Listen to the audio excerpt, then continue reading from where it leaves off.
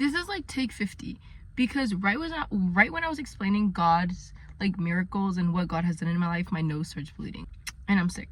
Anyways, what's up guys? I think I'm making this video just to like motivate me and just like remind myself about what God has done in my life. And I'm not even gonna lie, I've been feeling very lazy. I got my period, I've been getting nosebleeds almost every day, and I am sick. All that at the same time is actually diabolical and very messed up, I think. One of God's strongest soldiers, what can I say? But anyways, I just want to come on here and, like I mentioned, I feel like I'm the type of person who gets motivated by hearing myself, and just by hearing like very corny quotes. Like the Nike "just do it" quote would literally get me out of bed. Well, maybe not that corny, but it's just something that motivates me, and I'm like, oh shoot. So I'm that type of person, and if you're that type of person too, then welcome. I'm part of you. You're part of me. We are one. I don't know. Anyways, so hi. One of my biggest things that I just want to talk about is the things that God has done in my life are incomparable and just impossible to a mere like human. Obviously, God is good. God is incomprehensible. What I'm trying to say is like everything he's done in my life cannot be replaced by like flesh. And like I think back at it and I'm like, oh my gosh, these are only things that he can do. So for example, freshman year of college, I was scared. I was so scared because my school is like primarily commuter school, and it's nearly impossible to get dorming. And I didn't get dorming. It sucked really bad. I was crying a lot because I was like, dang, I don't want to be a commuter. Like, I don't even have a car. I don't know, foreshadowing. I don't even have a car. Like, this sucks. I would probably have to take the bus from LA to Long Beach, and you know, that's like terrible. I don't want to do that. Went on Facebook. I was like, everything's so sketchy. I'm never gonna find like a nice place, blah blah blah. I found an apartment well within my budget, dorming with 4 amazing girls who were all STEM, and it was in like one of the richest parts of Long Beach. And I was like, holy crap, like this is actually insane. That's biggest miracle number 1 that God has done for me. God saw how much I prayed and saw how much I was suffering, and he blessed me with an apartment. Insane. Second year, I was like, yeah, I can't live in this apartment anymore. It's terrible. I have no money for it. I'm gonna have to commute. Like, this sucks. God blesses me with a dorm. It is nearly impossible to get a dorm as a second year or as a first year, a second year in my school. And I got one, and I'm living there now, and it's actually a blessing. Like, I feel so blessed there every day. Sometimes the devil tries to blind me from what I have and make me feel bad. Like, why did I move out of my apartment? You know, like, why did I do this? Like, oh, I don't belong here because pure freshmen are here. Little things like that. And it's like really hard. Like, moments like those, it's like really hard to see everything that God has given me, because like the enemy's really trying to get in my head and like downplay everything I've worked for.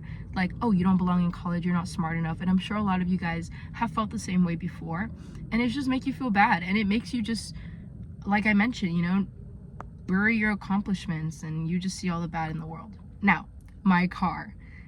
In my church, the pastor's wife was selling her car, and me and my mom were like, yes, this car was sent to us from God. I prayed for a car every day. I got this beautiful car, and I literally am crying, and I'm gonna cry in here, sitting in my car. I'm okay, this is a little embarrassing, but I'm a little too scared to drive it. I mean, I know I can, but I just get really scared, like road anxiety, because I'm barely learning how to drive. But still, like, I have a car already, and I'm just so excited to be in it. Like, this is such a blessing. It's actually insane that I'm in here. But that's because God heard my prayers, and not all prayers have to be physical. Excuse me. Oh my gosh. Not all prayers have to be physical things. I find myself praying for a lot of physical things, but I also pray that God gives me like strength every single day. I really appreciate my mom, because she's like, oh, you're like the strongest I feel like out of your siblings. Like, you're so mentally tough, and I love that. And in my head, I'm like, that's God.